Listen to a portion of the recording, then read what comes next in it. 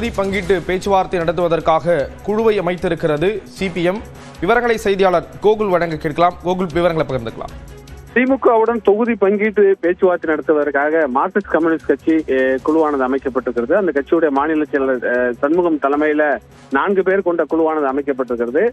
Kanagaraj, Samuel, Kannan 3 பேர் என மொத்தம் 4 பேர் கொண்ட குழுவானது அமைக்கப்பட்டது. கடந்த சட்டமன்ற தேர்தலில் திமுக கூட்டணியில் 6 தொகுதியில் மார்க்சிஸ்ட் கம்யூனிஸ்ட் கட்சி போட்டியிட்டது.